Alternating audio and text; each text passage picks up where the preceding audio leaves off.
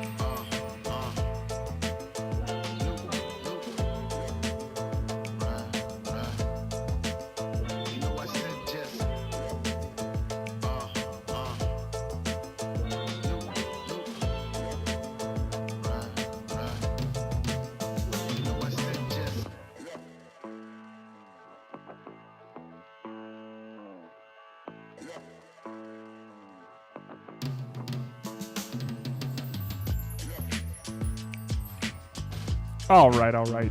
Andrew playing the... Oh, I thought you were playing a tiny drum set. That's what I imagined. Nope. That's not what's happening. Not at all. I'm grooving. All right. Just watching it now. Okay. I didn't mean to... Time to get to work. I know. There's things to talk about. There's so much to talk about, too, because I have a feeling that we're going to spend a lot of time on your category. Hello, everybody. Jedi, thank you for the 26 months. Andrew, 26 months, of course. Love that. You know who I've never seen give 26 months? Patrick Hill. That's what I've never seen. Never seen it. Hasn't seen it. I can't because this is my Twitch account, and you can't sub to yourself. So I guess Mackenzie could sub, but unfortunately I can't sub to myself. Okay. Wait, does Mackenzie not subscribe? No, she. So she sits through ads. I think she does. Mackenzie, do you sit through ads? I mean, I get we have a Prime. I give my Prime away every month. I just give it to other creators. So. Gotcha. Okay. Yeah. Really into. No, I'm just kidding. I won't say that. I think I need to check. I think Deep Dip 2 is still going. Nobody has finished it yet. It's so crazy. Oh, Mackenzie says she is subscribed. Mackenzie says she is. So thank you. Okay. Appreciate it. Are you ready? Yeah. Let's do it. I just got tired. I just got so tired. You ask that so gently. Yeah. Digging the new lights, by the way. I haven't seen those yet. Same lights, just repositioned because now the bed is moved directly behind me. It's against the wall, and Cooper is running the lights alongside the rail of the bed. One thing I noticed. Is this after you bumped your knees twice last time? Yeah, it's different now. So as part of cleaning stuff to get rid, that's not the camera. That's not the camera. As part of cleaning stuff. Oh, hang on, wait. Oh, Ooh. to get ready. You're gonna mimic it. Thank you. Is that a surprise? I went to dust this shelf only to realize it's starting to pull away from the wall. Like it's leaning down and starting to pull out of the wall. So like I need it's to too ta- heavy. did you put yeah, I should anchors take it all in? down. Yeah, it has anchors, but anchors still have like a weight, and apparently I'm exceeding limit. that. Yeah. So I need to pull stuff down. Well, something tells me it'll be fine until you move. Yeah, that's what I'm telling myself, but there is part of me that just feels like I'm going to hear a big crash in the middle of the night, and it's going to be, well, if I do, I won't even come check on it, because I'll just know, I got to rebuild that Lego. That's what and the Lego below it that it smashed. Oh, At least it does make a really fun. watching me. Oh, wow. It makes a fun sound when Lego smash. Does it? It's always made like me feel immediately sad when I hear that sound. I wouldn't describe it as I guess like when I was a kid, we would smash many Lego sets, and like that's part of the fun. Somebody's watching me. Hold on. Whose were they? Like we would like do our own, or like you finish making a castle and then you want to build a new one, so you have to smash it. I always feel like. So you can probably, if you know me, you would. We were definitely kids who like built their own Lego sets after you set up the initial first time, and then like after about a week you'd take them apart. Somebody's watching me. You can probably intuit this, but I will only build based on what the instructions let me know I'm allowed to build. Even when you were a kid, though? He says that, but hang on. He says that, and he's taking so many liberties with that. He will only build a portion of what it tells him to build. He coerces other people into building the harder parts. There are parts that aren't fun, for sure. I don't even understand. That would be like the fun part. Like, if that shelf fell down, Patrick, you wouldn't even remember how to rebuild half of it, because the entire scene that wraps, I built that, because it's comprised of only. You don't one mean by on the one. shelf, but you mean inside the TV box. Inside the TV box, That's true, yeah. the wrapping Mario world. Like I wanted the Eiffel Tower Lego set that came out until I realized that you're kind of assembling the same type of structure, like 1,000 hundreds times, or yeah. thousands of times, and then once I realized that, not interested. Just not interested. also, where do you keep it afterwards? It's like as big as me. Like I got a lot of big. I mean, Jedi, you'll know this. You've looked at my house. I've got a lot of empty space. I got a lot of big corners. yeah, I guess so. Like for me, I would rather get like, I don't even know, like a lamp. I don't know what else you would get, but like I would use it for something else. It's too big. Like that's You where would I'm rather going with this. have. You could add a light to the Lego Eiffel Tower, and then you could have both. I guess that's Such true. dynamic Yeah, see, Lego podcasting. lamp. so much podcasts care. they're just conversations. I'm looking at getting a couple Star Wars ships and haven't, because I don't know. I'm not saying that there's a problem with having conversations. I'm just saying the energy being brought to this conversation is so chill that it's Yeah. like. So- There's large pauses betwixt the sayings of things, and so it's There's just thinking, a lot of there's thinking. breathe. Here's the thing, Will, if you have one you want, the key Patrick is is just there's having an a conversation with other people. there's an after. So Will says that he's interested in getting a Star Wars ship. I get one that floats, but he says he hasn't because he doesn't know where he'd put them.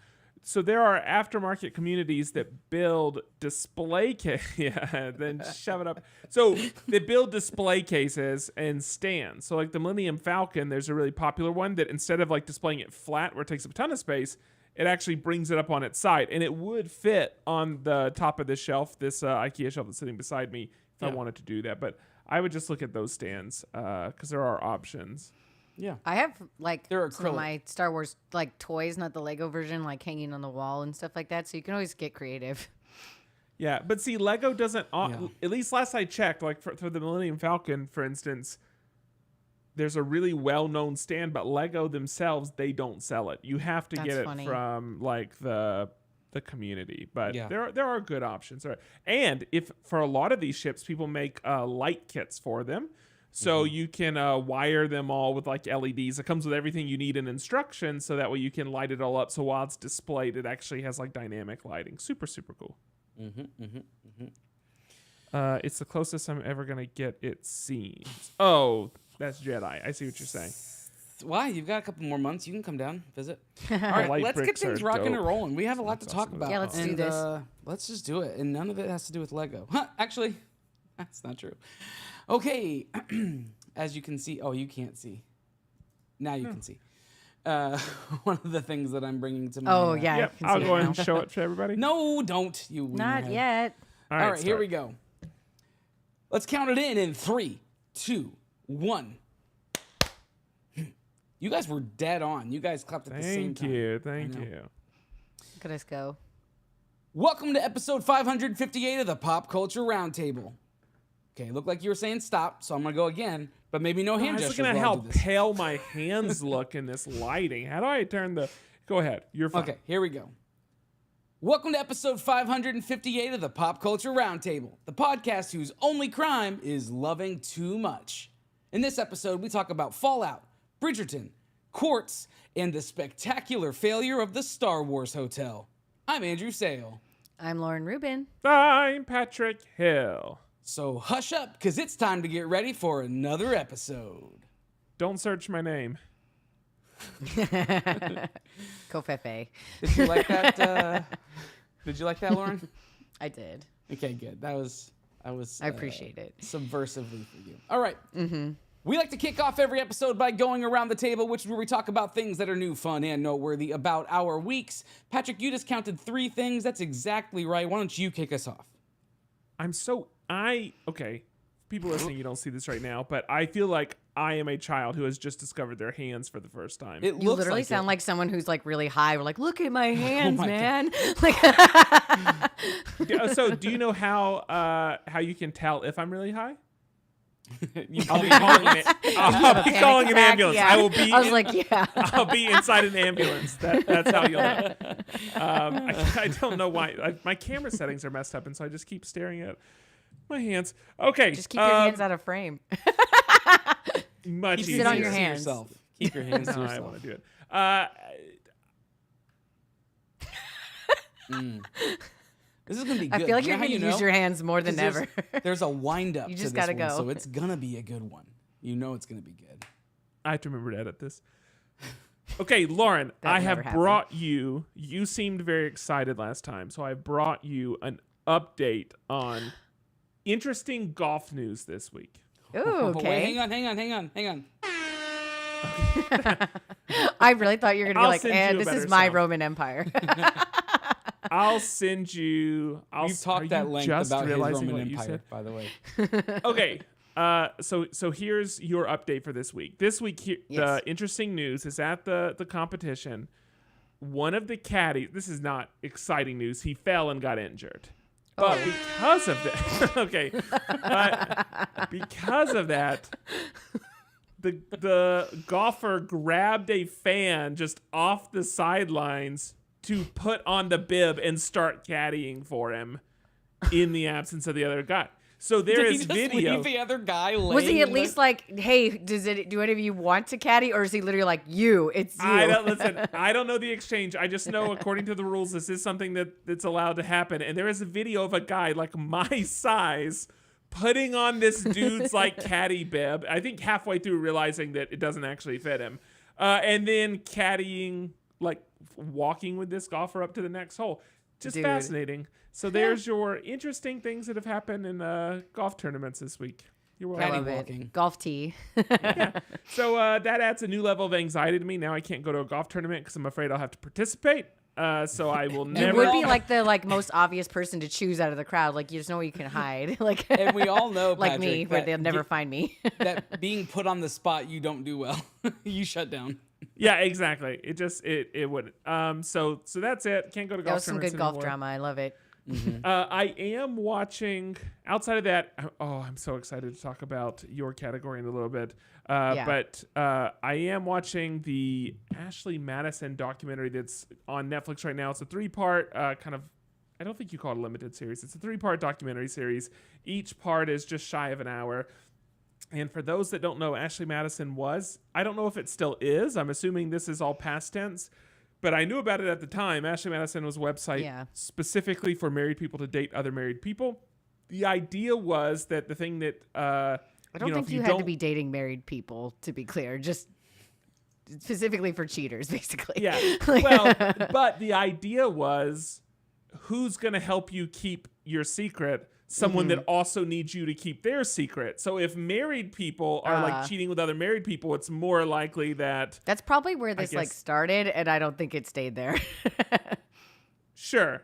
But Ashley Madison amassed something like over 30 million users, and it was in countries all over the world. And then at some point, someone managed to get like a complete data dump of the website and release it online. So it's people's names, email addresses, the amount of money they spent, pictures. I think it's all their private messages. It's like everything. And this was massive in the news at the time because, of course, people are combing through this information, trying to find out all the people that were affected, whether it's like celebrities or your neighbor across the street or whomever. And so this documentary is, it's not really getting into the how so far. I mean, they use very broad terms, and they're just broad. The who.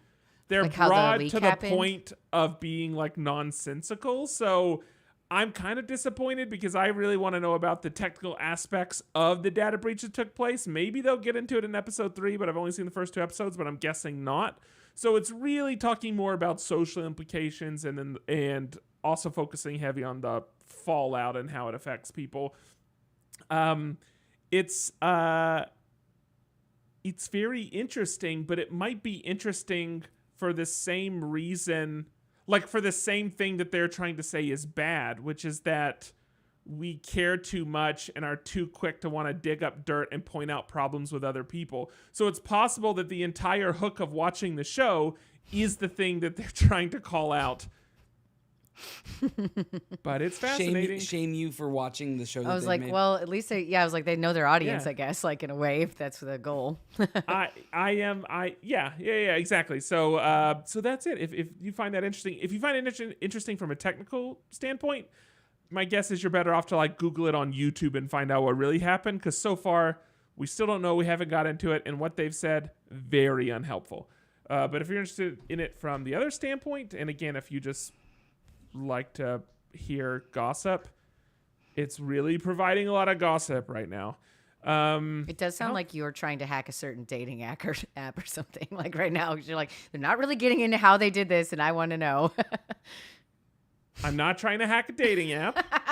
I'm just fascinated by that. So a lot of companies, they have, I'm blanking on what the term of it is right now, but a lot of companies, when they have issues, and especially like issues that cause downtime or outages or data breaches, etc., as part of their SLAs, they have to, as part of the agreements that they have with their enterprise customers, they have to provide write-ups of what went wrong, what created the issue, and what they're doing to mitigate the issue in the future, as well as how widespread the impact was.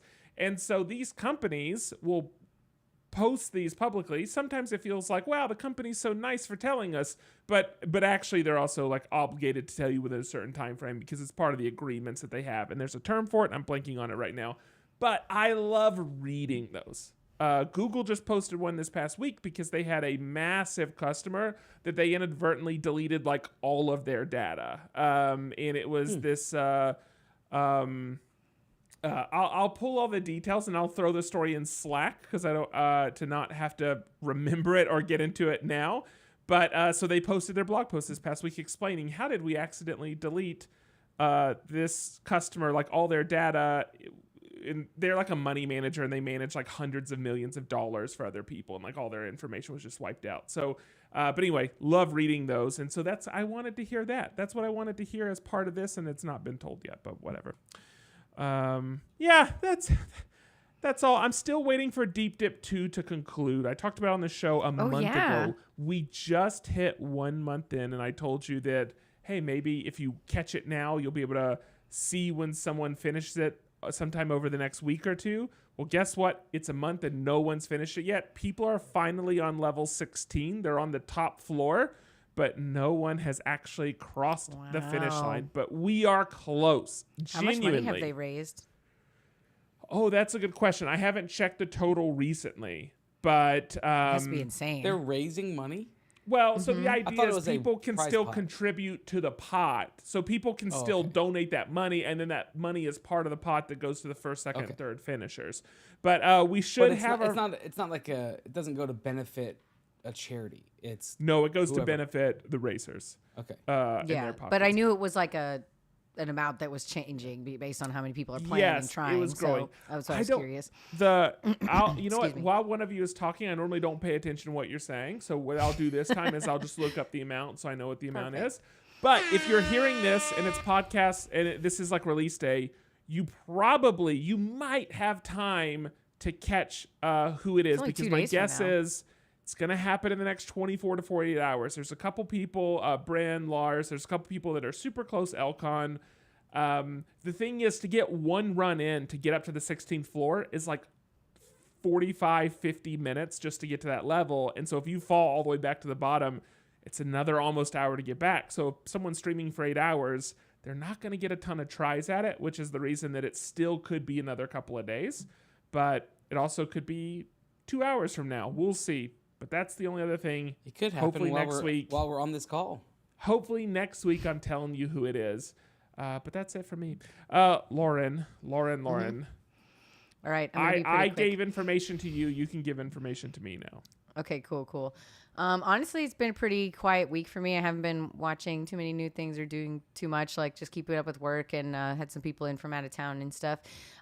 So just kind of keeping up with things. I'm very excited that the Acolyte show, the new like Star Wars live action show, is premiering tomorrow on Disney Plus. They're still like kind of kept a lot of like what the show is about, like kind of secret, but like what we do know is that it's kind of like a Jedi murder mystery that's directed by the same person who did Russian Doll. Lots of really cool cast. There's Trinity from The Matrix. I cannot think of any actors' names today. And then Dolores. thank you. And then X-23, she's in it. A lot of really cool people. So I'm very excited for that show. And like I said, it starts tomorrow. So probably going to be talking about that soon. And then speaking of shows coming up, I'm just like kind of in House of the Dragon mode, getting ready for that. I started working on my bingo, so I'll have that ready before season 2 starts. It's getting into the part of it where it gets really, really hard, where like Game of Thrones has so many characters. So I've got 20 ready to go, and then the last like 4 or 5 become really hard because like there's just not like everybody in the trailer and stuff like that. Like some people probably have smaller parts or only in for an episode or two. So like I can find out their name on IMDb, but that's all I've got right now. So I'm going like crazy, just watching like every trailer, every breakdown, like leaks from sets, like anything I can do to find these like weirdos in the background that I'm missing right now. But it's fun. I like this. And I'm really excited for season 2. It's going to be awesome. I think like kind of refreshing on all this stuff. Like I watched season 1 again this weekend, and then while I was working on stuff, and then just like all this deep dive, like just reminds me of all the stuff that's coming. And I think it's going to be a really great season of TV. So super excited that House of the Dragon will be back in just 2 weeks. So we're going to be in nerd heaven once again. You have Star Wars and Game of Thrones. That's all Lauren needs to just be settled for a while. Well, and then after that, we get Lord of the Rings. So great summer for me. This happened before when like they had the first season of House of the Dragon, first season of Rings of Power, and Andor all coming out simultaneously. But it was very fun at the time. Oh, man. So yeah, that's the only gonna thing be- that could top that is if they did a Magicians reunion. Yeah, if only. I would be there. But yeah, so that's really it. Just getting ready for stuff. I'm excited. And the Vanderpump Rules finale was really good. If anyone wants to talk about that, I know at least I'll one spare person. you all. Yeah, I know at least one. Actually, I know 2 people that want to talk to you about it. Their names rhyme with Mabenzi and Rekka. Mabenzi. I was thinking there's another Patrick that might be very interested. Oh, really? Yeah. Well, yes. I Not know me. that he watches as To well. be clear. Just yeah. so, Does just Je- to know you, just so we know, Jedi? it's not you. Jedi watches Bravo. Yeah. Just Jedi with his has- wife, but he has a lot of opinions. yeah. As if any of us know what's actually happening. I think Jedi's like met them. I think he's at least seen them out in the wild. He lives in the same city as many of them. I've been to like the Sir restaurant and stuff when I went to LA, but like I didn't see anyone that was like is on the show there. I just was like, well, I want to go to the place. It's right there. Are there okay? So we record or we stream on Mondays. If you're not watching Move One, twitch.tv/Move One podcast. Do they do like there's an episode in a Watch What Happens Live every Monday night, correct? No, Watch What Happens Live is every weeknight now. It's every night of the week? Mm-hmm. Okay. I just know that whenever I finish streaming, I normally go downstairs just in time to start seeing Watch What Happens Live. So, not that I'm looking for it, it's just there. Yeah. Well, I think, so like this one I think is like, because Below Deck just ended, sometimes they do their reunions on Watch What Happens Live, which I hate, but that's okay. Is it, Patrick, do you wander into that because of Mabenzi? I do, yes. If I remember right, Andy Cohen doesn't seem as in tune with what happens on Below Deck as he does. Yeah, that's why it's extremely annoying. Like he clearly hasn't watched the show like in several seasons, and so just like get someone who actually watches the show. Like Kate Chastain should be the one who does it. She's really funny. Everyone knows her. You love Kate Chastain. Yeah, I actually do like Kate. And I think she would be perfect for those Traders. But I do like her. Well, she was great on Below Deck prior to Traders, and I think she would be the perfect host because they used to have her like host like a watch party show with like her and other people from it, and it was great. And just do it. Come on, Bravo, do the right thing. Just do it. Like Below Deck is one of their most successful shows. Like, give them a real reunion. Give it to them. They have 4 spinoffs, okay? Like, it deserves a reunion. But anyway, I could go on and on and on about this. So, Andrew, it is your turn. I will stop talking about Below Deck. No, I'm going to talk about Above Deck here for a second. Couple things that got unveiled this week. I don't want to say released because they haven't actually come out yet, but I'm going to show one of them on screen. And that is this. If you're watching, it is the Lego, what's it called? The Lego Great Deku Tree, which is from The Legend of Zelda. So it's from the Zelda games, and this is actually a 2-in-1 piece. What's cool about this one is it's got for the Deku Tree from Ocarina of Time, which is what you're looking at right here. But then you can also morph it into the Deku Tree from Breath of the Wild. That's really cool. Yes, and so it comes with a... I was going to say, though, it looks like a small set for that price tag. It's pretty pricey. It's $300. Usually on this page, they have a picture of how big it is in comparison, but I didn't see it this time. Yeah. Well, you can just tell from, like, the minifigures, because that's, like, a set size, you know, like, and it doesn't those are Duplo. No. No. I like the back with the little spider thing. Mm-hmm. That was cool. Is Lego still doing like digital tie-ins to their sets? Have they had any new ones that are like doing augmented reality tie-ins? Not exactly the same, but I know that the D&D set had like a game built in to play along with that set and like with those characters and everything, like character sheets for them and that kind of thing. I guess, and so I guess my point is there anything else that comes with this? Is there an experience tied to this? I am trying to understand the $300. Yeah, I do. I am too. And so it's possible that we will get more information because this set does not come out until September. September 1st is when this is coming out. It looks really nice. I also am trying to figure out the $300 price tag because that seems very hefty. But I guess we'll have to wait and see if anything else comes of this. But as you can see, you can play with the Legend of Zelda Ocarina of Time version, or you can play with the Breath of the Wild version. And it's, that idea to have it like convertible is very, very cool. I like that part of it. But it just does seem expensive for a relatively small size. 2,500 pieces though. That's if you're going by piece count. But see that doesn't mean anything. Because imagine how many pieces that the TV set, the Mario TV set is, because it's got all those like 1x1 flat squares. as though those should even be counted as pieces. Listen, I hear you. Wait, how many pieces did you say this was? Here, 2,500. Here's maybe that why. one is $10,000 and it was $500. Here's maybe why.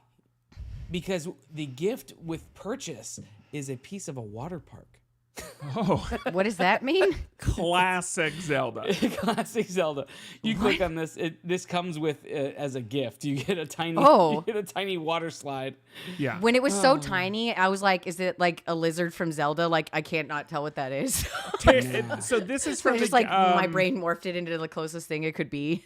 Yeah. So if you were to ride a water slide that's baked in the sun with no water on it, you would get Tears of the Kingdom. That's where that comes from. Like Tears of Your Kingdom. Yeah. It would be, and there would be so many tears. So that's one both. thing. That's one thing that came that they unveiled. It this is weekend. cool looking set though. I'll give him that. Here is the other thing. The Deadpool Wolverine I love popcorn bucket. It's so funny. That is like, my goodness. I don't even know. If you thought the Dune one was sexual, wait till you see this one. Right, so this one is intentionally so, right? And if you've seen the commercial, what's it? Is it called Van City Reynolds? Isn't that his Yeah, whatever. exactly. But Ryan Reynolds' handle. production company released a video of this bucket, and if you've not seen it, go on to Instagram and watch it. Intentionally sexual, obviously. It looks like the cover of a fleshlight is really what it looks like. And on the side it says designed by Deadpool. It's got Wolverine's mouth quite Sure. large, Wide open. Sure. agape. And even in the video, they drizzle hot butter down his face at the end. You of the hearing all video. this, Carol? But all of this is in. Just all imagine. All of this is in direct response to the Dune popcorn bucket Yes. unintentionally looking overly sexual. Yes, exactly. Yeah, I unintentionally. Yeah. Their ad for it is really good, but I genuinely think the Deadpool movie has always had some of the world's best marketing, like all along. Yeah. They just kill it. Yeah, his production company is incredible. What they've been I doing remember with the Wrexham, billboards from the first one. Like their ads were really good. I don't remember anything more than 5 days old. That's true. He's thrown it out in his mental trash can. They He's was the emptied ones that were just like all white, and it had like the skull emoji, a poop emoji, and an L. Oh, I do remember that now.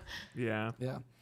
And then the only other thing that I want to say that was released this week that they talked to, or maybe it was the tail end of last week, but there's a new app out there for artists who are ditching Instagram. Lauren, have you heard of this yet? Have you seen it on your feed?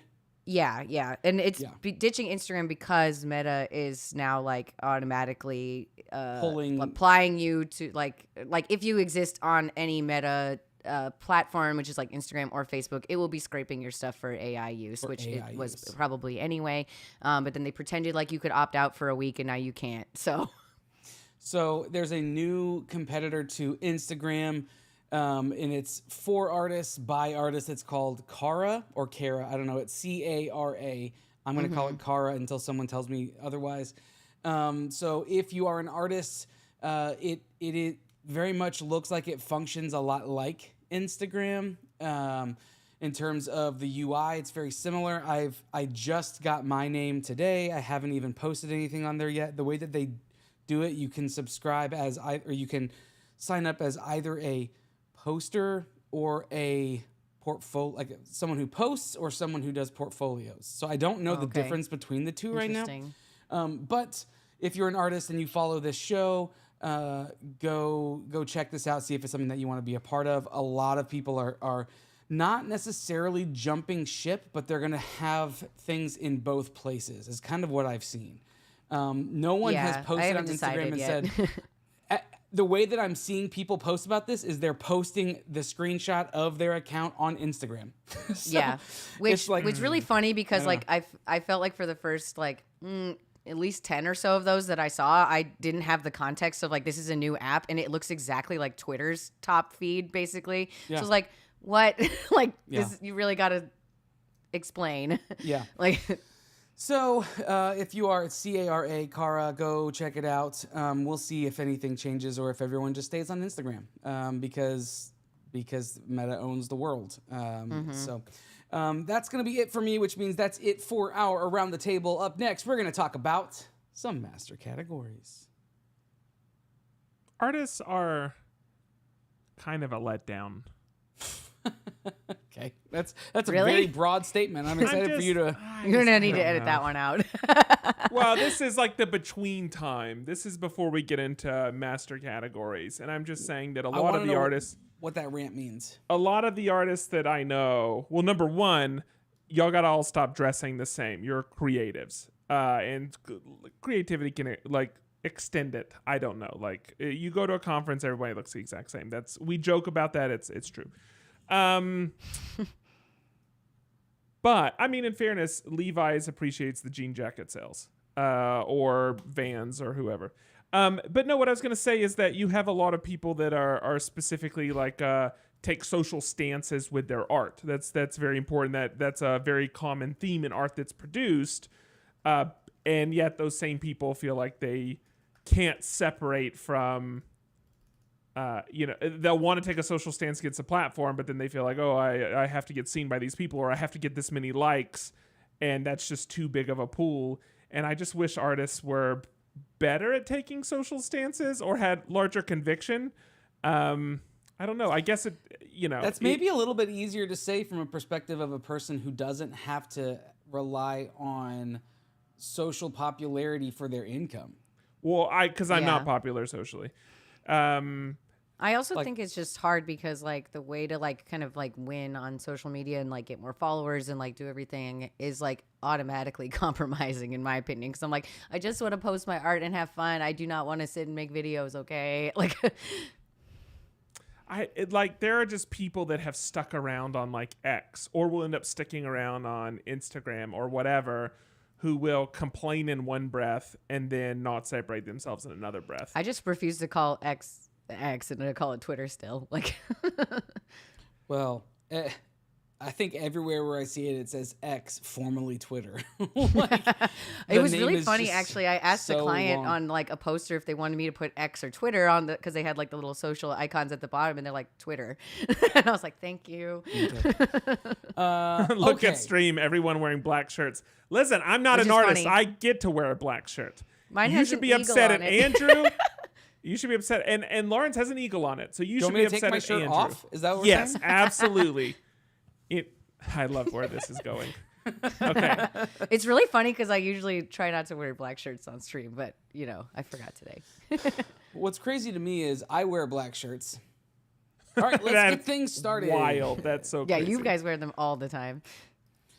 Sometimes I wear dark gray I will shirts. say, I'm not clear based on this comment if this is intentional drawing design of element or if you just haven't stood up for a while. Okay. Amazing. The master category. I was like, you're going to make me laugh because I feel like you were we go. building up to something. It's building up to messing up the word. Here we go. The master category section of each week is when we talk about the dice we rolled the week before. Those give us our categories. We pick our topics based on those categories. Lauren, why don't you start us off? Okay. No, wait. Can I ask? Yours is long. Yours is going to be so long. It's going to Let be me terrible. just start. Mine's going to be Okay, quick. sure. Yeah. Not terrible, but it's I going to just- be... I do think much we're with all going to breadth. get into the discussion for that one for sure. Yes, So, yeah, that's we will. totally So fine. I can wait. I'm going to retract, and I'm just going to take it because I think mine will be the shortest. Hold on one second. And this is not going to contextually make sense for those that don't watch the live stream. Jedi, I've never not seen you wear like a tiki shirt. So I don't know what you're talking about That's saying true. you wear black shirts. You only ever look like you do IT for Jurassic Park. You didn't say the magic word. Here we go.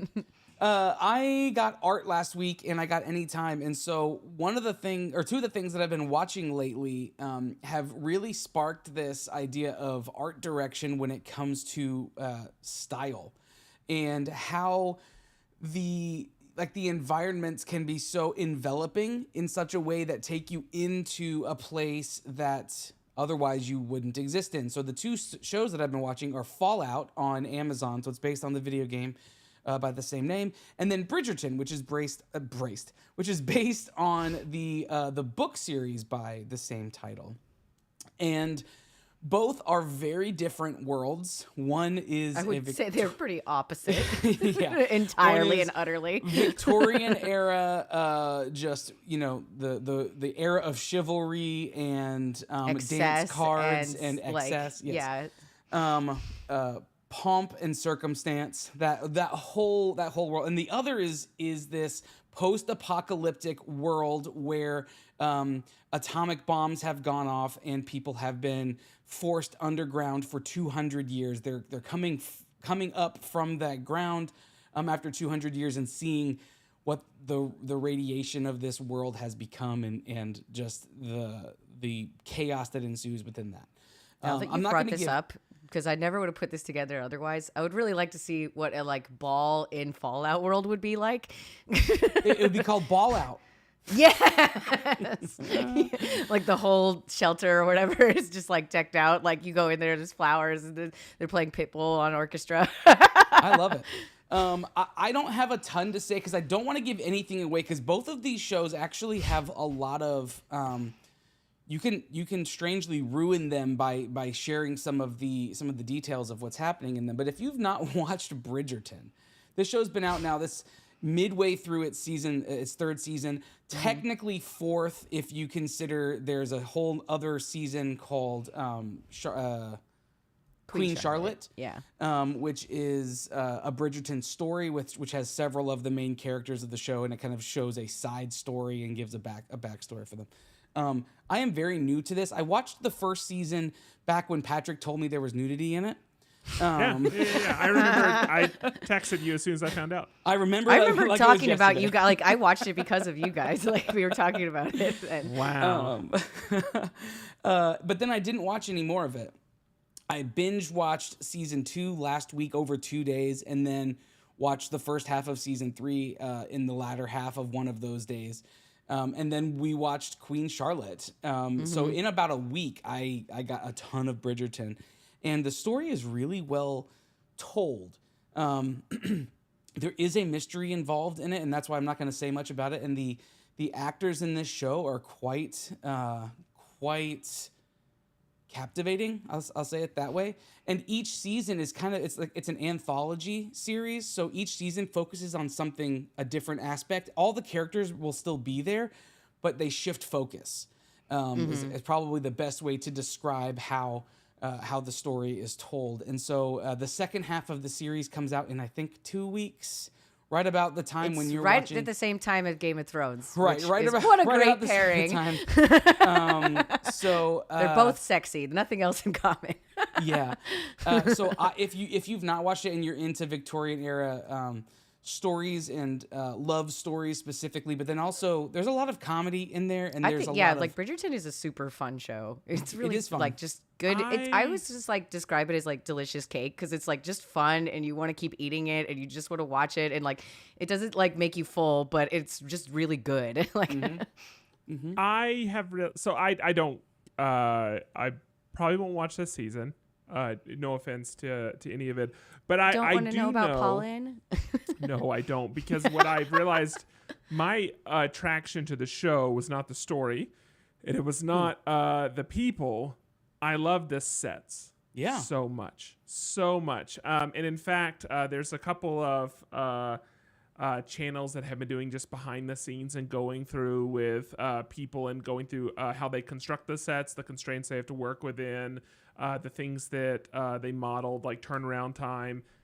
That's just fascinating. If I would, we're going to talk about theme parks in a little bit, so I'm going to make this comparison, but I would pay money. Like a theme park for me would be if I could just go walk through sound stages and just walk through sets of famous shows. That would make me feel, I don't need entertainment beyond that. That would make me feel so fulfilled. That's part of what I'm talking about. So I've watched several of those things, and I've also watched several of the behind the scenes of Fallout, which ironically, the same kind of thing. They fall into the same kinds of constraints, not because of a particular era, because this is science fiction, but what they are doing is they're having to fall into this world that has already been pre-constructed by Bethesda Games when they created the Fallout, ecosystem. And so they're having to match this look and feel, but at the same time make it real. And in the game, it's so fanciful in a different kind of way than a Bridgerton style of fancy. It is this new kind of fantasy world of what would happen if, and it's not as grungy as and it's not as grungy and realistic as The Walking Dead. It's not like that. It's not like 28 Days Later. It's not like I Am Legend. It's not like that kind of world. It is this. Yeah, it is a little more like whimsical. Yeah, it's a superimposed world. So everything is actually stuck. The bombs went off in like 2033 or something like that, I believe. 77. But it's fine. 20. Yeah, that's right. 2077.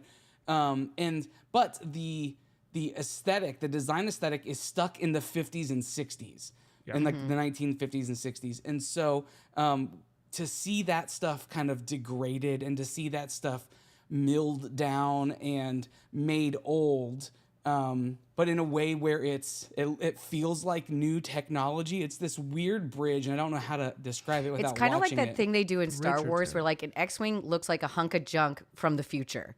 Like it looks like a shitty car, but like it is futuristic. Will, isn't there a term for that? What's that term? And I will say for anybody that's maybe hasn't watched the series but decides to pull up some photos to get a feel for it, don't go based on the like first look photos and things like that.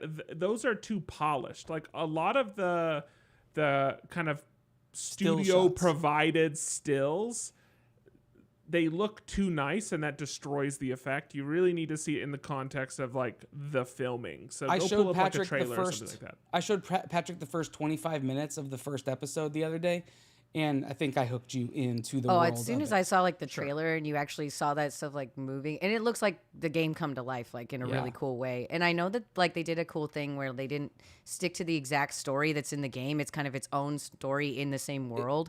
Exactly. And it overlaps with the story in the game, but it is like unique, and so you won't like.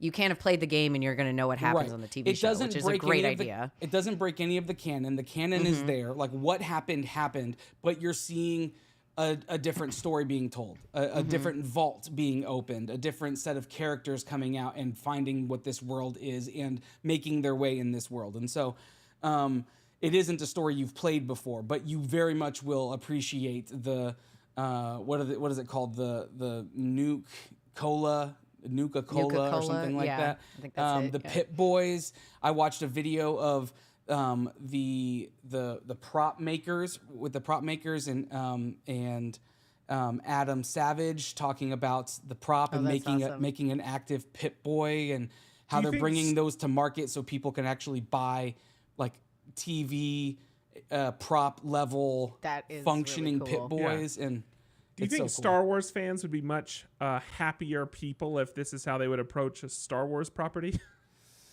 That's what I kind of hope the Acolyte could be to be real, since it is like one of the like very few non-Skywalker stories, Yeah. So anyway, these worlds they could not be any different, but in some ways they could not be any more alike in how the art direction brought these two worlds to life and suck you into this world that feels so real, even though it's not, even though both of these worlds, while very different, carry with them this sense of fancy and whimsy. So anyway, go check either or one of them out, or either or both of them out, and I don't think you'll be disappointed, because I think they each bring something really unique to TV. If I could throw out like one more thing like along these lines, like that just came out recently and has some absolutely amazing production design, and the behind the scenes videos are really good, is Shogun. That show really totally transports you to another time and place, and like I think all the same ways that you're talking about. Like they just do that stuff just right. It's perfect. And it feels better than a movie to me. Like these shows feel because you get to spend more time with them, it feels more immersive to me. Yeah. Than maybe some of these big budget movies that you're there for 3 hours and then you're out and it's all in one sitting. Like, I don't know. It does something different. So I like the production that's going into TV these days. In some ways, I've not gone to the theater a ton. I've only seen a couple of things in the last several months. And I think it's because TV is really good right now.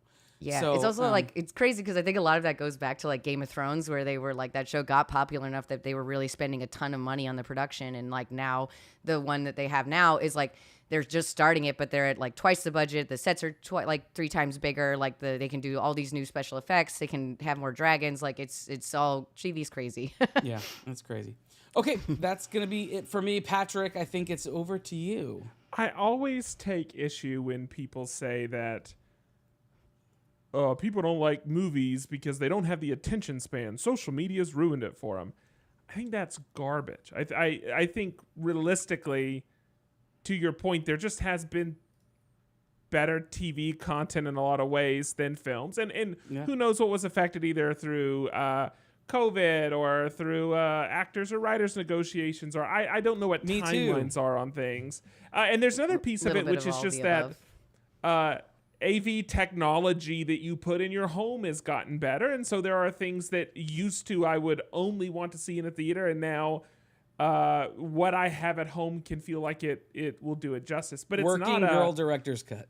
Yeah, but it's not an attention span thing. And to really speak to attention span, wait till we get to Lauren's category where we all watched a 4.5 hour deep dive into a topic. So I think all that's cheese making. Yeah, so we're gonna talk about cheese making. Quick shout out for board games. For board games. A very common question is, what do you play? It's what do you play when you do a game night, and it's what do you play with someone that doesn't play board games.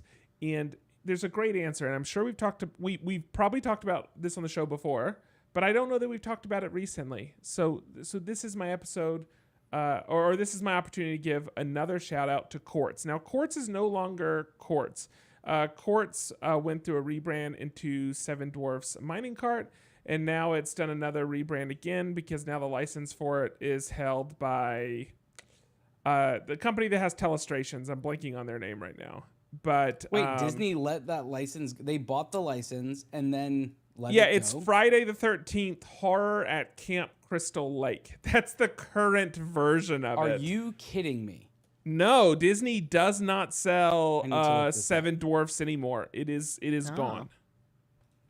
Okay. So what's the latest name then? Yeah. So the new name is Friday the 13th Horror at Camp Crystal Lake. Oh, I've seen this game. And this is just Quartz. That's all it is. It's held by OP Games. That's who's I believe selling it now. But it's USAopoly. USAopoly. But this has gone through many iterations. Before it was Quartz, it was another. I think there was like 2 or 3 other iterations before it was actually known as Quartz. Quartz is the first iteration that I played, which is the reason it's the iteration that I always refer to. From what I can tell from a lot of these games, the gameplay really isn't changing. These are just reskins of the same game. But what makes Quartz nice is that Quartz plays fast.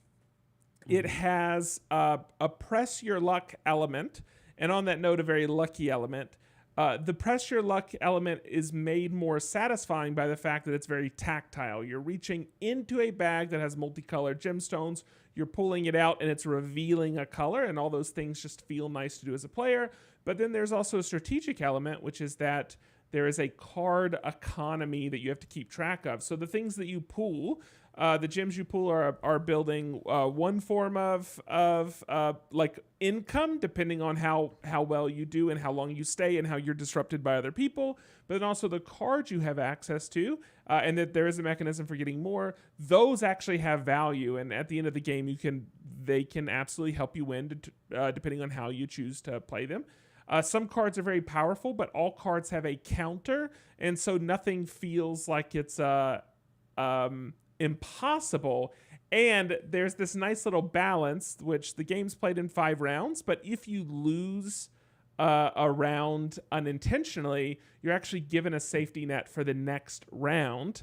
And that's another nice thing to have at your disposal. That way you don't feel like maybe you're just going in, blowing up, you're out, and everybody else is having fun, and you're sitting there doing nothing. So it's nice that it has the feel. And the last thing I'll say is that it's played over 5 rounds, but you can basically win the game off of a single, very, very, very lucky, but off of a single round. And because of that, you never feel like you're out of the game. Even if you have 4 very bad rounds going to the last round, you still could win it.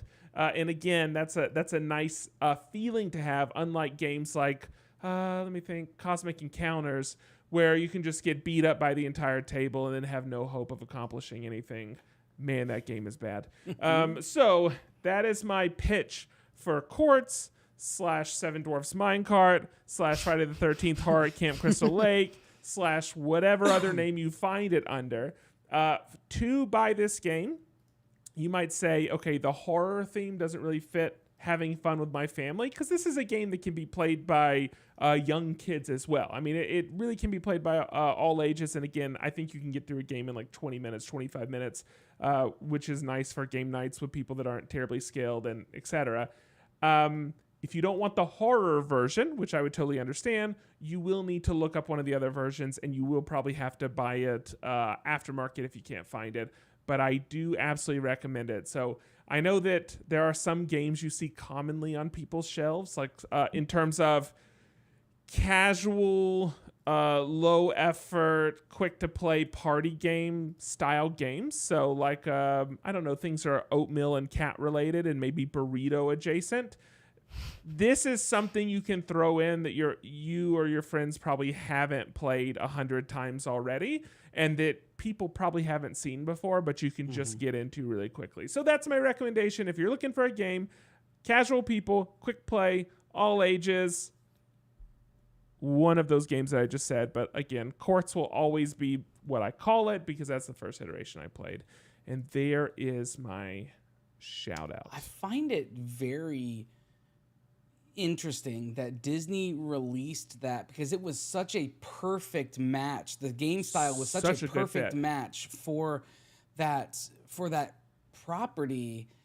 I'm trying to figure that out. I also can't find the Snow White one on Amazon at all. And by the way, for people who are just listening to this, it's Quartz, Quartz, not quartz like a quart.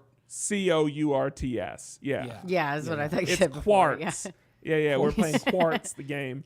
It is interesting too because there's part of me that thinks that maybe I'm an idiot about this, but that Disney could just kind of autopilot sell a lot of copies. Like I would imagine there are people that don't care at all about the gameplay. It just looks like a cute game and it's Disney and they can throw it on a coffee table or a bookshelf. And so they'll just pick it up when they're at the parks. So it's odd to me that they would get rid of it. I'm assuming in search of something that's a better performer, but realistically, are these good performers? Aren't they just kind of shelf filler that people just automatically buy? Yeah, I don't know. And it would seem like the game itself is such a well-balanced game, and it is for all ages, that it seems like a miss for me. And looking at the USAopoly version now with Jason Friday the 13th, aside from the obvious theme shift, they also downgraded. All of the pieces are just chipboard now. There's no resin. There's no tactile feeler pieces in there at all. It's all chipboard. They did add a new game mechanic seemingly where there's like different wind conditions where you have to find specific chipboards that have specific items in there and it gets you bonuses or something. If there's no like whatever that hard plastic or acrylic or whatever the material is, resin. If there aren't resin pieces, don't get the game because genuinely that's part of the fun and the satisfaction of it is the pieces, the translucent pieces that you're grabbing out of it. Yeah. It's the whole reason fidget spinners were popular. Like you cannot discount. It's why people fight over which Monopoly piece you use. Like, yeah. You cannot discount the importance of those fake gemstones, or again, just the piece itself. So that's I did not even realize that, but just knowing that, do not buy the USAopoly version of it. Emphatically, do not buy it. Spend 50% more on an aftermarket version of Quartz or the Seven Dwarfs minecart, because I know both of those have the resin pieces. The difference in the Seven Dwarfs one is I believe you can play with up to 7 players instead of 5. Of 5, which is the max player count for Quartz. So yeah, I would just skip it and skip the Jason, unless you're a horror fan, in which case, okay, cool, then you'll enjoy this. You're already making bad decisions, so go ahead and get this. The gameplay is going to still be good because it is a good game and the function and mechanic of the game is good, but you're going to be missing out on some of what makes it wonderful. Okay, that's great. Lauren, this throws it to you real quick. But see, here's the thing, Will. So I'm going to cut this out too. Hold on. But here's the thing, Will, because you're saying you think that attention span has something to do with it. But if that was true, what was that like platform where like all the shows were like 7 minutes or less that like failed within 6 months, even though it had they were paying out the butt for content? So or the fact that they extended the time limit on like TikTok videos to be infinite now, like they don't have a time limit anymore. Like now, I do think we trick ourselves into thinking this is lower commitment and I need to go to bed, or I need to go up to my computer and do something, or I got to run to the grocery store. I think we trick ourselves into going, I'll put on a 30-minute show and then we watch 3 hours of it. I do understand that piece. But the idea that, well, after 30 minutes, someone's mind turns off and they can no longer gain any information. Like that's how people talk, and I just think that's garbage. I think if it's compelling content or shown in a compelling way, then I don't think that's the case. And I also think that we sometimes don't give credit to how compelling, highly produced, like professional content is. Like sometimes we trick ourselves into thinking that YouTube creator content is just as good, and it's not. It like 99% of the time, it's really not as tightly edited or as well thought out. Like we my bad stream of thought is we tend to have this feeling that studios destroy good ideas and destroy good directors and they take ideas and they just crush them until they're not recognizable. And if only we had given people full creative control, it would have been an amazing movie, but the studio screwed it up. And I think if anything has disproven that, it's the fact that Netflix was throwing money at incredible directors and incredible casts, and how many mediocre movies have they put out? And so I think 7. we don't give enough credit to it. And then we look at YouTube content and go like, well, that thing doesn't keep my attention. And so all of our attention spans are messed up. And I just think, I think we've just got several things confused. I don't know. That's all of my stream of thought, random rant that I've done. Lauren, it's your turn. Snap back to reality. I'm stream here of thoughts on stream. Yeah. I unmuted you, Lauren. Is that helpful? My microphone got messed up, so I was trying to fix it really quick. That happened like right when you threw it to me. Something like just totally messed up. So give me one second. Oh, there it is. Quibi. Quibi? Is that how you said it? It's like Queebly. Yeah, Queebly. Dr. Anderson Queebly. This is okay, here we go. Queebly. Sorry about that. Dr. Schneebly. I am excited about White Lotus. Yeah. Oh, yes, of course. But anyway, so we're going to talk about the much alluded to Jenny Nicholson video that came out very recently that was like posted on our Slack, posted on my work Slack, posted pretty much everywhere that I've been watching stuff. And it is about the spectacular failure of the Star Wars Hotel. And it is a 4 or 4.5 hour long 20 chapter series on like pretty much like all of the things that ended up going wrong with the Star Wars Hotel. I think like it's also just like a very honest and like very, very in-depth just explanation of what it was like to be there at the Star Wars Hotel and like what it looked like, how the games worked, how much it costs to be there. It's like an extremely well-researched and like well-documented, I think like archive of what the Star Wars hotel was in many ways. And it's like, I think she does a really impressive job of like, even though she is like complaining and being negative about like some of the experience, she's not making fun of it. It just comes off as like very matter of fact and like, this is what happened. Here's my proof. Here's, you know, like, here's what I try to do to fix it. And like, she seemed like someone who was like, okay, I'll roll with this or that mistake and try and move on and, you know, enjoy it as best as I can. But it just kind of seems like constantly there are things like thwarting your experience. We can go into that more in a little bit. But I think this video was really good. I'm not familiar with this YouTuber. I've been watching more of her videos since then. But I think she does like such a good job, like with this kind of like video essay style. Like she's very efficient. No, like even though it is very long, like it doesn't feel like words are wasted. Like she has a script that she's following, and it's very detailed. It's very in depth, and like I pretty much have no questions after this. Like I think every angle and like possible idea that you could have had to ask about the Star Wars hotel is covered in this video. And like honestly, like one of the things is that like I kind of like regretted that I never got a chance to go, and after this video I'm like, I'm pretty okay with the fact that I never got to go. Well, okay. You know, personality wise, because her name's like Jenny Nicholson. Yeah, Nicholson. Okay, great. I actually think y'all are really similar people. I could see yeah. the approach that she took, and the approach is like, if I went to something like this, I would have not allowed myself to give in to the experience. I would have fought it. Yeah. I'd be like a kid, like your parents are trying to put you down for a nap and you're like, I don't need to sleep. Like that's how I would have approached it. I would have handled it pretty much exactly the way she did. Like she had a name. Serious, she just gave herself to the process with 100% like rampant optimism that it was going to be great and she was going to be taken care of, which is largely what you would have done. Yeah, and like even the stuff where it's like they have like very intense schedules for you once you arrive there, which like I think is kind of a good and bad thing, because like I would be thinking about it the same way, where it's like it's a very high price point to do this experience. So like you break down the like cost per minute. If they didn't have like a lot of activities to do, it would be kind of a bummer. I think like if there's nothing to do on this like extremely expensive it's LARP better to camp think of weekend. It's better Like- to think of it as a cruise.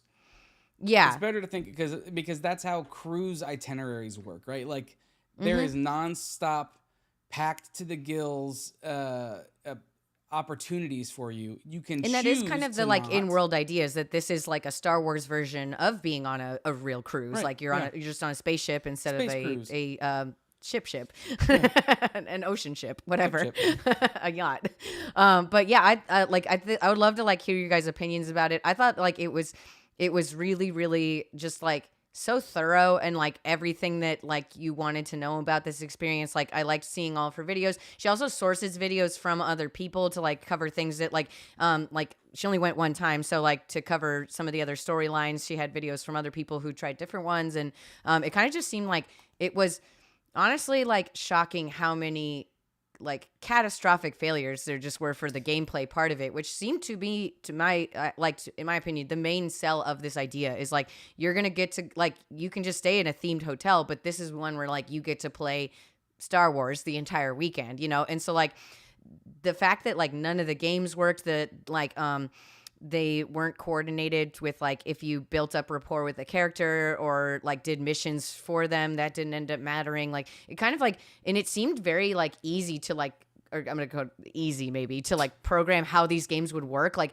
I understood how the mechanics of this would work for like a lot of people, why they would work that way, and etc. And like how maybe, okay, you got to cut some corners to like make this idea work. And so maybe it's not like the coolest version it ever could have been, but they cut like every corner available. They're like, I mean, like it seems just egregious. Like it's really sad how much capitalism ruined this experience, because like there just was like no effort beyond like, if this isn't making us any money, we're not going to participate in this. And it's just like drained you dry basically by the end of it. Like I want to know, so I haven't watched this yet. I have watched Jenny Nicholson before. I watched her whole video. It was almost 4-hour video on Evermore, that fantasy park, and we've talked about that before.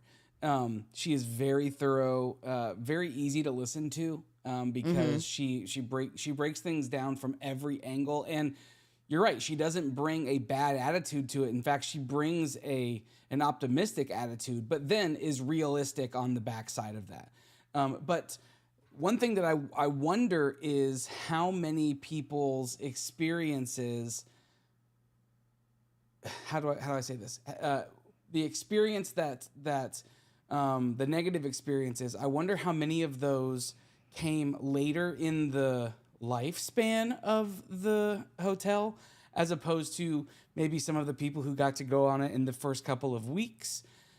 Because the first couple of weeks, everything, like, you're bringing your best it's all foot brand forward. new. Yeah. You've got, you're putting everything into this, and then, like everything, maybe, after a few weeks in, the performance becomes maybe a little bit more phoned in, or we realize, oh, this is costing too much money. Let's see if we can back off a couple of these cast members, and see if we can get away with less. Like, I wonder how much. I think that's a good question, and the experience shifted from the beginning to the end.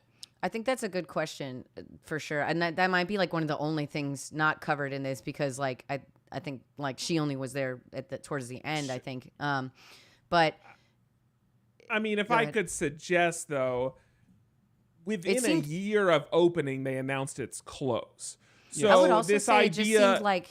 This idea of a honeymoon period that, it might have been better during the honeymoon period and then things started to decline, I think is likely not the case. And unfortunately, and this is cited in the video, a lot of the people that were the paid social influencer attendees weren't actually there for the full 3-day experience. They were there for a bridged 1-day experience, and that's something that's also discussed. So unfortunately, some of the opinions floating around for people that are very excited aren't actually people that experienced everything. I also think like after they explained kind of like how like so in depth of how the gameplay works, like the rewards were not satisfying. Like they're just kind of like not cool. Like you don't really get things that you want out of this game that would make it more fun. So like even if it was working the way it was supposed to, it doesn't seem like the rewards for playing were actually ever really something special, to be honest. Here's the only full feedback, and Mark Brickey actually made a video yesterday talking about how this is kind of a separate thing, but his identity was stolen on TikTok and all these things. But he talked about how content sharing and how this open source form of grabbing content from other creators and then you sharing their content and them sharing you. He talked about how her video shared his story, pieces of his story on her video. And and how he's totally fine with that, even if there was a negative bent toward what was being talked about, like the content's being shared and whatever. But one of the pieces of the only piece of content that I heard with a full debrief of this is from the Disney Dish podcast, and they had very different things to say about this. They were very positive, but they went the first week that it was open. And they were there for the full weekend. They didn't just get a 24-hour, like whatever. They were there for the full thing, and hearing him, but he fully engaged in the story. He fully did all these things. And who's he? Len Testa. Len Testa. Okay. The host of that podcast. Well, I have to listen to that one to compare, because like. So he talks about the rewards, curious, and one of the rewards was going through this particular thing is getting to experience this moment with Yoda, this holographic Yoda that he talks as. That was one of the only things that looked kind of cool, to be honest. But yeah. And he talked about how that was such a moving moment. He was led to tears, all these different things, and he had nothing but good things to say about it. So I'm interested to watch this and see the trade-off here, because his takeaway from it was, if you go in and put into it what you want to get out of it, you will get great things out of it. I will also say, like, just on like another like firsthand account, like my cousin went and took his kids, and like he said he loved it. He said he totally ignored what you were kind of like supposed to do according to the itinerary, and like the kids ran around and did do that part, but they're fairly young, so like they were positive about it, but I think they would have been happy just to be there. And then he just said he sat in the bar and played sabacc the entire time, which I'm like, that's hilarious and amazing. Sorry, let me real quick say this, because Andrew, it's very clear to me you need to watch the video, but because the stuff you're saying is stuff it's addressed in her video. She did all of the things. She and I think she participated. There is not a single thing she didn't participate with, and she lays out where the experience let her down, didn't track things properly, things broke for her, or maybe just never worked to start with. There was she did not fail to put enough into it. I know. I get that because I know her because I've watched her other content. I'm saying that the only piece of long form content I have gotten about the Starship, the Star Cruiser, was that if you did this, and that he had nothing but good things to say. All I'm giving is what I've heard about it. I'm not saying that she didn't. By the way, do you know if he paid full price for it? Yeah, I think he paid full price. Yeah. Because here's the only other thing I'll say to this idea of maybe it was better week 1 and then worse week 30 is that if you're paying full price for the experience, then there's not an excuse for it to be better at this time than this time. Like totally. You still should get it. I totally agree with that. And especially because I think it got more expensive over time. And it's like anything else. Pricing is also going to be based by time of year and all that type of stuff. And so to someone that has the income where they can just sit at the bar and let their kids run around, their kids have fun, great. She says in the video that the experience is probably great for 7-year-old or 9-year-olds, etc. But that's someone that has the income to just kind of throw the money away from the standpoint of if you're just sitting at the bar sitting at the sabacc table, you're not actually getting the experience you paid for, and you're paying a lot of money for this experience. It's cost too much for me to do that. Like I would play a game of sabacc at some point, but I'm not going to do that the whole trip because I want to do what they're advertising, which is playing Star Wars all weekend. Like I want to do that.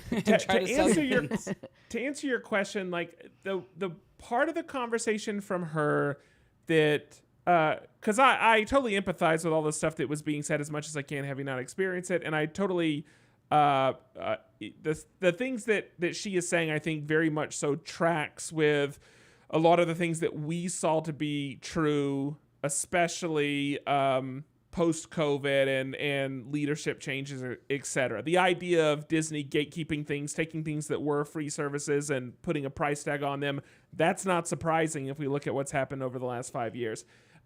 Now, when she got into I think it was either part 17 or part 18, where she talks about, which I think is the some of the failure part towards the very end of the video. I think it's the last 15 minutes. That gets into a bit more speculation, because she makes a comment at one point that Imagineers or whatever the title is had made the comment that they were considering the Star Cruiser experience when they were designing Batuu, and that she suggests that they wouldn't have been because of X, Y, or Z. That gets into speculation, and that's part that, like, how would any of us actually know that? But outside of that type of speculation, I think it's all super valid, and she gave it more of a go than I would have given it in terms of what she put into it. And so for her to experience all aspects of it and have such an unsatisfying into it, and again, she completely, very thoroughly lays out why. Wow, I'm glad that I didn't ever get tempted to throw my money out of it, because I would have felt flat out ripped off. Yeah, I feel the same way. Like, I think I would have been really disappointed to go, especially because it was just so expensive. It's not like it was a little expensive. That's like a huge amount of money. Like, that's several months of rent for me. You know, like, that's not something I can just be like, I'm going to go for fun. Like, I'm going to need to, like, plan this out. I'm going to, like, have bought outfits also ahead of time if I was going to do this. Like, I would have gotten really into it, and it sounded like the idea sounded great, but it just doesn't seem like that was really the reality that existed, unfortunately. Yeah. What if she had played in euros? Would she have had a better experience then? It would have been more expensive. To answer your question, Lauren, my main takeaway is that it does sound like the MVP approach is what won out, but I don't think you create Disney magic by taking the MVP approach. I think you create this. So it sounds like, oh, well, we have this piece of this thing that maybe we didn't use, and we have this piece of this thing that we tried out, and we have this thing over here, and this thing sitting here. So what can we put together to make use of them? Throw an exciting name like Star Wars on it to get people amped up, and throw a high price tag on it. But it didn't seem like people were going out of their way to create a magical experience. It seemed like they were trying to create just a kind of minimum viable product experience. Like, let's get something out there. And I just don't, and that's fine because if you're I think she in one part explains like there were games that were very similar to what they had, just a actual better version, like just hidden in the parks already. Like where there's that idea where like you scan a QR code and then it actually interacts with something in the area, and like that didn't happen on the hotel version. But the thing is, if you're a SaaS startup, then take the MVP approach, get it in front of users' hands, get feedback, iterate on it, make it better. But if you're making a Disney theme park product, no, you need to put up like a spectacle from day one. You need to I'm gonna actually just go change above that. and For beyond. me, You need to impress. For me, like, anything that's that the costs reality. that much, you need to make this impressive. That's also part of it. Like, So it's wait, like, sure. hang on. Wait. So she didn't have a good experience? not really, no. No, but it's like, it's that idea of, she uses a really good comparison, which is this idea of like a Delta experience Or the Spirit versus Airlines, a yeah. Spirit Airlines experience. And even if at the end of the day you spend the exact same amount of money and you get the exact same items, if you pay one time and everything else is included versus pull out your credit card every step of the way, you're emotionally going to feel like a very different experience. And so from a Disney product, it should feel like, oh, I didn't know I got peanuts, but you gave me peanuts. Wow, I wasn't expecting that. That. Like, you should feel all those things. And unfortunately, Star Wars has been like every time you turn a corner, oh, you want to experience that? Cool. Like, pull out your credit card. Okay, well, hang on. Here's what I would like to see for real, and I don't know if this is out there. Maybe now that this video is out there and this content is out there, maybe someone can produce a comparison. I would genuinely, and this is prompted by this comment in the chat from Will. He says, I don't know how you give like 100 people an experience personalized and worth that price. The VIP tours that you can take with Disney, I know it's a very different thing. It's a VIP tour of the theme park, right? And they take you around and it's totally personalized, it's totally customized, and it's totally... But I would like to see maybe a comparison of how well these people felt cared for and felt like this was something like that they got what they paid for and that they got what they were expecting doing a VIP tour versus maybe going on to the Star Cruiser. I think. Because that is a close-knit, I think the most you can bring is 10 people onto those VIP tours. And so they are very customized. It is very personalized. By the time you're done, they know your name. And there is, I think, a bit of magic that comes along with that, Patrick. A little bit of that concierge idea. Yeah, I think the problem is that like that level of care is not at all seem to have been expressed. Becca wants the world to know that she can book those VIP tours for you now because she's a Disney travel agent. But yes, I want to know if there's a cost benefit analysis maybe between Becca those knows two this. things. How much did those private tours cost? I have no idea what that costs at all to like compare it, like even just like what I would think. While she potentially, but I get what you're saying. I totally understand the question you're asking. Like I'm curious. Yeah, I want to talk back at Jedi, who's saying that those are different experiences. Yes, they are different experiences, but there is something fundamentally. But yeah, like would that feel worth it? Like, is the price comparable? Do you feel like you got the magic that you were expecting? Do you feel like you got the personalization? Do you feel like you got the value out of this type thing? And then you can beg the question of maybe they parlay some of these things into having a VIP tour of the Star Cruiser built into one of these VIP tours, and maybe that's how they get some of these same nice. That's how you get some of this value back, right? Like maybe they can still salvage some of what they were trying to do by making the group smaller, by making it still paywalled. But everything you do at Disney or most places these days is gonna be paywalled on some level. But I do want to know if people have done both and and the feelings they got out of each of them. That's kind of what I want to see. And I don't know if that exists, but I'm sure there's some sort of overlap. Now, whether the overlap happens with content creators, that'll be yet to be decided, I guess. And I think that one of the biggest... So what's interesting is that if the property had actually been a full-featured luxury hotel, and the story experience was what was delivered on that she got, not that they delivered on the promise, but it was exactly what she got. I actually think that overall it still might have been a B experience for her, a B+ experience. Or if the story was as it was pitched in the initial whatever, and then the hotel was what she got, it would have probably been a B+ experience. I think the issue is the property didn't serve as a luxury hotel. Right. And the story was a letdown. And so then across the board, it just fell bad. Became a D I think that's a good point. Yeah.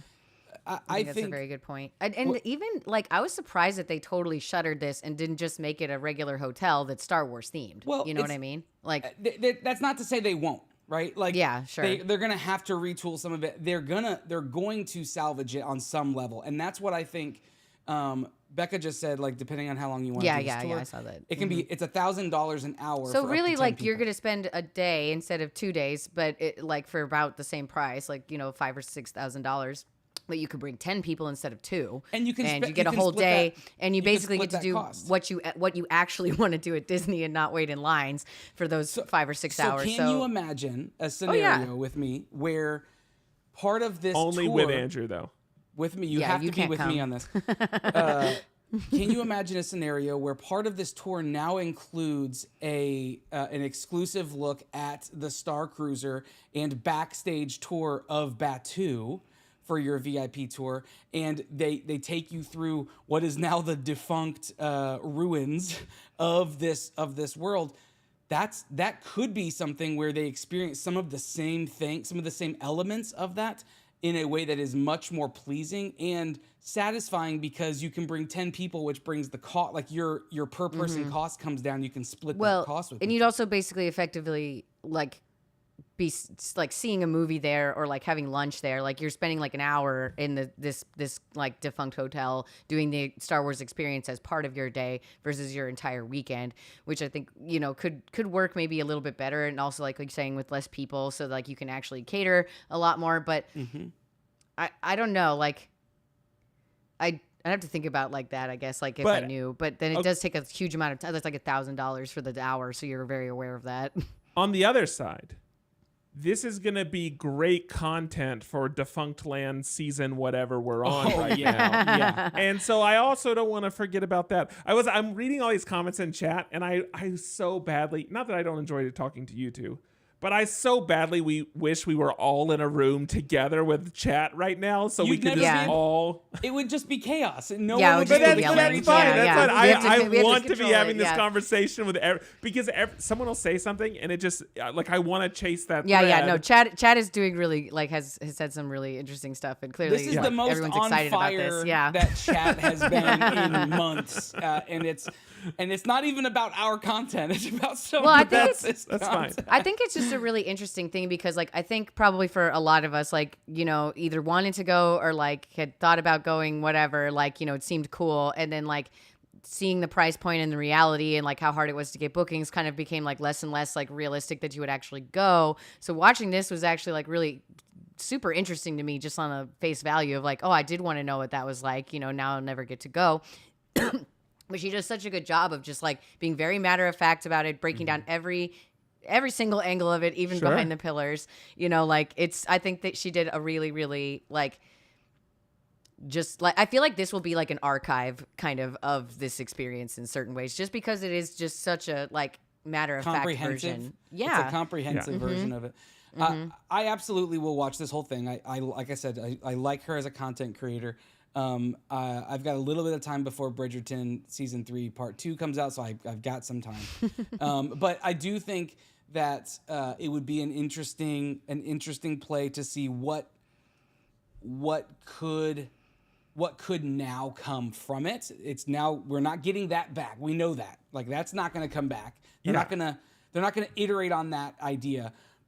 But the pieces exist, and Disney is really good at repurposing pieces of things, and so I'm really interested to see. When I say really good at, I mean they're notorious for repurposing items because you said, I think you said it, Lauren, something about capitalism. Because of that, the shareholders, of which I am one, are going to be in favor of them finding something to do with that. Yeah, I mean, quite honestly, even if they just tore it down, that land is very valuable. Like, they're going to do something in that space. Like, here's the thing. Okay, I do want to throw this out there. Mackenzie may not agree with me, but Will can go with me instead. Okay, great. Reopen the hotel. Charge me full price. Yeah. But keep the bar open. Leave me alone and let me play Star Citizen on the bridge. oh my God, no. It'll be worth it for me. Let me play Star Citizen on the bridge. In space. In space for a few days with an open bar. I'll pay full price. Not for nothing, Patrick. You can kind of do that now. If you just have VR. If you go to Space 220, which is a restaurant in Epcot that has it's got a fantastic menu. JP, a friend of the show, has said it's his favorite meal at Disney. Hey. I love I've seen the inside of it. I mean, I haven't been there, but like I've seen the inside of it. I love the visuals of it. You could take your laptop up there and play while they served you incredible food. So you can still get that idea now for much less money. Less money. I think something else that you said, Andrew, is like, where will this go from here? Like, obviously, I don't think Disney is going to do another Star Wars hotel like list, but I wonder if anyone will take something like this idea and try and make good on that promise of like, you can like live in whatever land, for the weekend. Like, Harry Potter or Star Wars or Lord of the, like, there's all these big properties where like it would be fun to do that. So like, I wonder if like anyone else will attempt to do something like this in the future. Like I I don't know what it would be and who would do it, but there was speculation with the opening of Epic Universe next year, early speculations, not anymore, that in light of the Star Wars hotel, in light of the what's it called? It's the Star Cruiser. What's the name of it? I can't remember. Halcyon. The Halcyon. Whatever. In light of the Halcyon, there was speculation that maybe they would do a Wizarding World hotel in conjunction with Epic Universe. That'd be rad. It would be. Don't make me go to class. Let me do whatever I want to do, but that'd be rad. Because they saw how they had like a freaking magician teach you magic. How gloriously this failed. I don't know if they've abandoned that idea or if it was ever really an actual idea, but it was I'm for sure sure they talked about it. It was a blue sky idea for sure. Blue sky idea, but it's not happening. At least not with the opening of Epic Universe. But they still have land out there to develop, so we'll see what may end up happening. Even if they Universal would do a great job at this with the theme. Even if like it's not Harry Potter, like Mario, like that would be cool. Like you can make a Mario themed hotel and do the same kind of thing. I think that would be very cool. And so I think there's a lot of things you could do with the toilets or the Donkey Kong barrels. No, they're pipes. They're the green pipes. Oh, yeah, I guess that makes more sense. And on the inside, it would have the piranha plant, like on the inside of the toilet lid. Use the actual plumbing part. Yeah, maybe we use the plumbing. Anyway, but yeah, it'd be interesting to see if this ever happens again or something like it, or will it just be Westworld? I don't know. It will. It's one of those things, right? Like there are companies that try things, and it may have been a little ahead of its time. And some of the lessons that have been learned from this will inevitably be learned by someone else, and someone will be able to fix those things and do it better. It's a lot like when something comes out on a Samsung phone and then 3 years later Apple perfects it, right? Like, and then, there's no buggy issues with this thing anymore. It's very similar. In this particular case, Disney took the big swing and they missed. But somebody will pick this up and they will do something incredible with it. And who knows, maybe that will be Disney. Maybe Disney will find their footing on this and they will rectify this. And a few years from now, we get something that's even better than what we anticipated for this thing. But, I like that we're trying new things, though. I like that there's these experiences exist because these experiences weren't even on the horizon as I was growing up. So like, this is something we had to play in our backyard and like make up on our own. We did not have this. Like this is not even something I would have pictured could exist when I was a kid. Like when we were just using sticks to be lightsabers, Like and I do want to challenge that. I don't know that I would describe this as a swing and miss because I think a swing and miss might suggest that it was ahead of its time. I think I this feel like they just got like a single. They did not get a home run. I think this could be an example of they finally charged too much for too little of an experience, and they got called out when people didn't show up for it. So I think this could actually be an example of How would that not be a swing and a miss though? Like they were seeing you can how call much it a swing and a miss as they long were as seeing I'm just how saying much they could charge for this amount of things, and that was the swing. I- The miss was that The people thing- won't. Okay, The we crazy found out thing what is that they people never want. swing on- adjusted it. I the wish thing they is that would they never swing- changed it. Like swing and miss on like new cool experiences that you haven't even like imagined or seen yet, instead of like repurposing things you've been doing but charging for them. I need to go watch because I feel like that level of critique doesn't seem like it fits with what I understand from the only full comprehensive like view of it that I've heard. So I need to go watch hers before I can accept what you're saying as not just being overly critical. Because I feel like a better analogy is really like they hit a single, they did not hit a home run. Like they hit the ball, but they didn't get any points. You know, That's like it. Now I disagree with everyone here. And that's fine. And now we've got where we need to be. So let's end the show.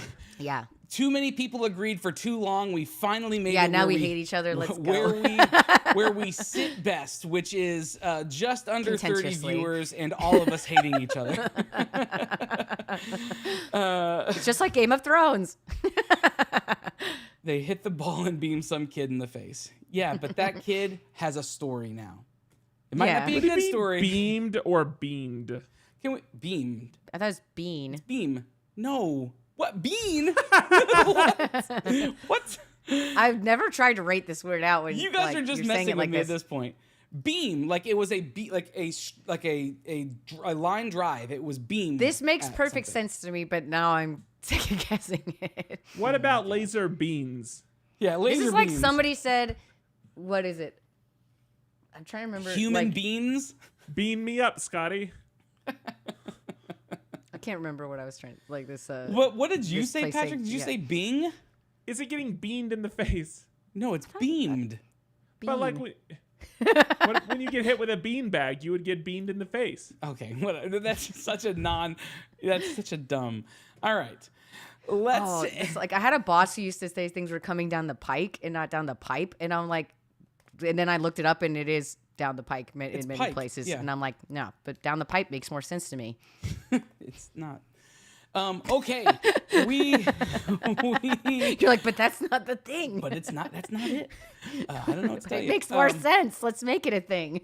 That song, how does the song actually go? It's I spilled the tea all over my. I spelled tea. Oh, it's I spilled. I smell. This is it. Okay, this is even knowing it. I don't know it. I smell. Andrew may or may not be having The a stroke. song. The song was I smell trouble. I You smell smell trouble. toast right now? I Bert? smell trouble. Yes. That's the song. It's an old country song. I thought the entirety of my childhood it was I spilt tea all over my BLT. The entirety of my childhood until one day I said it and someone was like, "What did you say?" I spilled tea all over my I have BLT. many I ruined occasions my of I misheard ruined my lyrics, yeah. sandwich. Obviously, that's why this song is so bad. No, you're an idiot. I'm gonna be honest. I could just come up with real like quick. so many misheard lyrics. Real examples for quick. myself. Yeah. I think it's bean. Listen. I'm just googling it. I'm just googling it. It's something about like your people calling your head a bean, and you get hit with a ball in baseball. Then you No.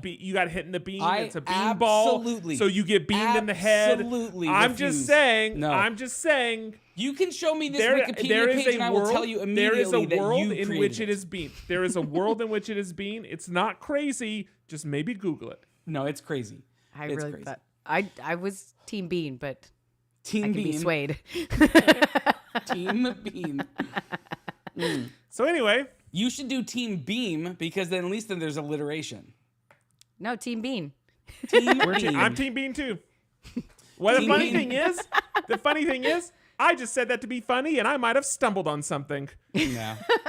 We're all learning today. We got more people on team. Listen, the team is growing. Julie, someone whose last name is Bean says it's Bean. Julie is from Ohio. I can't believe anything that people from Ohio I'm just telling you. I think it might actually be Bean. This is absolutely. If it's, I'm just gonna leave. I'll let you guys do that outro. Let's get out of the show. Yeah, we need a poll. You can spend the rest of your night looking it up. What absolute garbage have we devolved into for this episode? We had such a healthy, honest conversation about Star Wars, and now here we are. This is what I'm saying. This is the point I was making. So maybe it changes depending on the sport you're playing. I don't know, but it's Bean. So that's even funnier that it changes by sport. So I'm not saying it does. I'm saying if you want to argue that, you can. Yeah, but I love there are it. people that say Bean. I'm not going to argue any of it because I feel like where we are right now is I'm in an episode 18 and a 3. I am in an episode of The Juror right now, or The Jury. What is it called? Jury Duty? What was that show called? Yeah, Jury Duty? Jury Duty. Jury Duty. I'm in an episode of Jury Duty, and you are all just trying to make me feel like a crazy person. That's where I feel like we're at this point. Well, it turns out we all just learned you're the crazy person. Okay. I do believe, Julie, and it would make sense for Lauren to know that too, because you're from the world of baseball. You know what I mean? Mm-hmm. You worked with the Astros, so that makes sense. I genuinely didn't know this. I've never looked this up.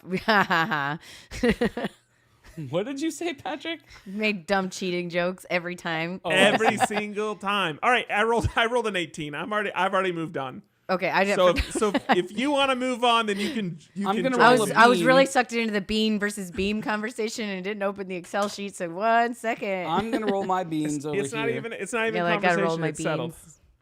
My math rocks. Far I will from say settled. it sounds dumb to say I got beamed in the head, but that's correct. I can't argue with that. Far from settled. I don't think I've ever truly said it out loud. I've just heard other people. I got a. There's 15. no water in here. I picked this up at least 4 times to I drink out of did too, it, 'cause knowing it's there's bone nothing dry. in it. I hope, But I I still hope you want go to some. drink from it numbers and it's again? just full of beans. gonna They just dream pour about on that your tonight. face like your hot dog gif. 18 and 18 3. is TV. Thank you. Andrew, sorry, what did you say yours was? 15 And and a 2. So I'm a present 15. 15. Ooh, front page. Fun. Front page. Okay.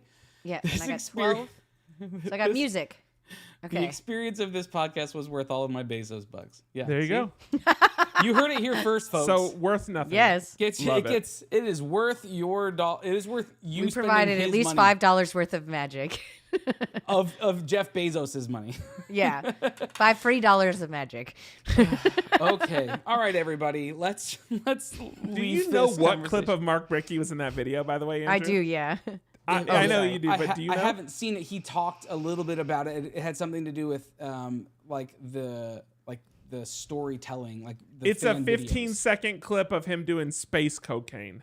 That's what's in there. I had to rewind because I was like, was that Mark Bricky? And I had to rewind to see. And by the way, it's really hard to rewind a YouTube video when it's 4 hours long because you end up clicking back like 15 minutes. So I spent way too much time confirming that it was in fact Mark Bricky. Plus, you're still not entirely nimble with the Apple TV remote. Yeah, or my fingers. But it's literally him doing space cocaine in a bathroom. That's the clip. It's beautifully on brand for Mark. I've heard.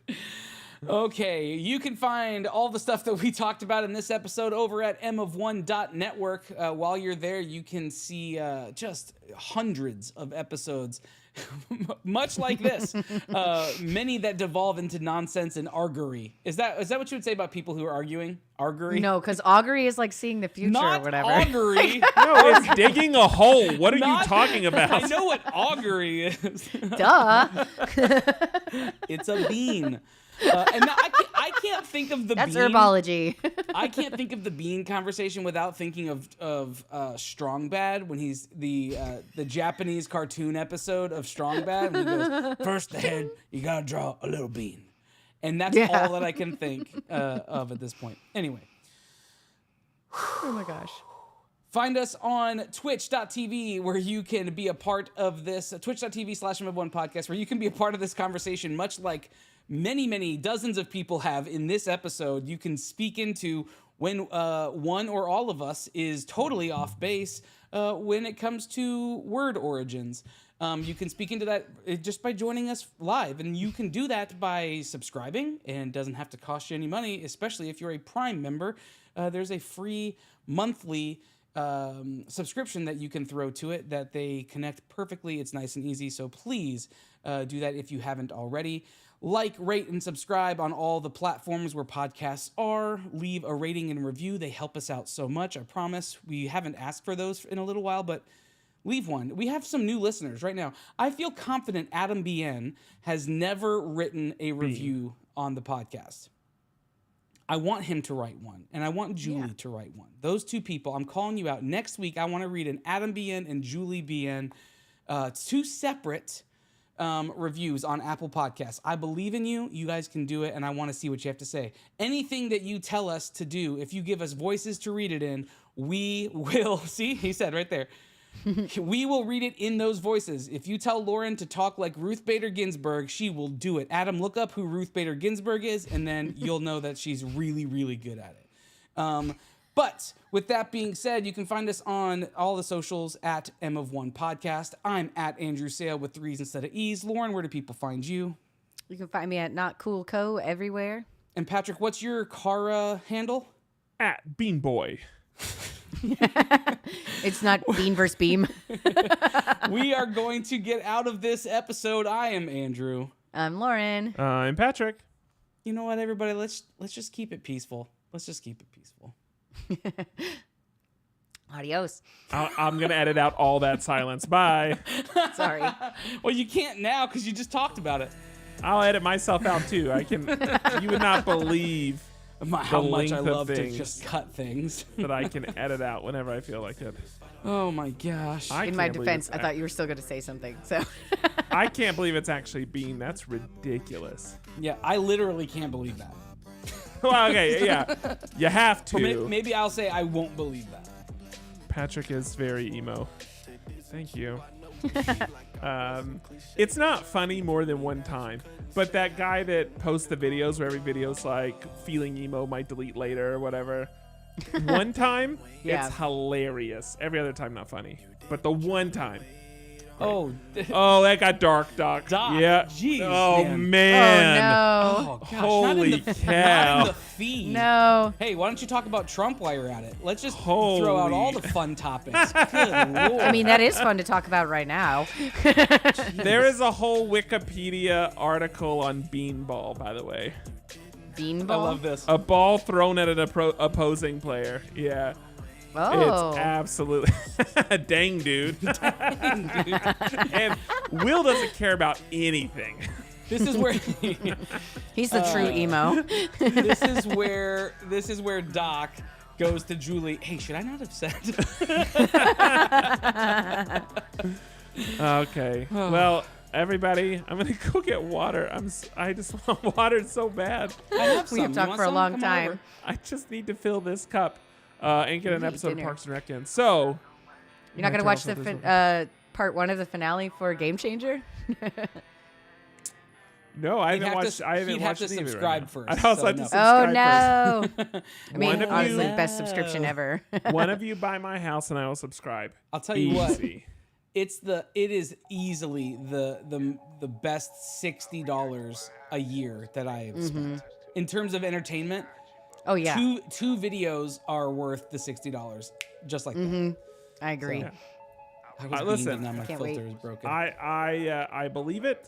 Let me sell my house and I'll join you. Andrew, did Julie you see just what sent us a the message like? about Beanball. Did you Yeah, see what the yeah. preview is for the finale? Like what game they're playing? No. Okay, then I won't ruin it for you. It is very exciting. All right. I've Hey, gotta go everybody, read this thanks for joining. I've got to go read this Wikipedia article now. I know. It's been great. Oh no, that's terrible. All right, bye everybody.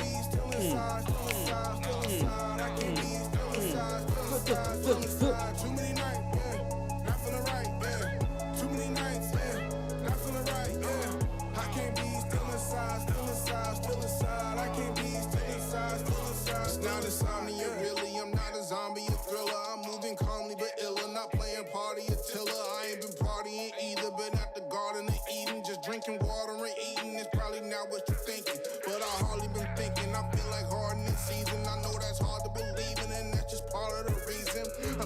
up till you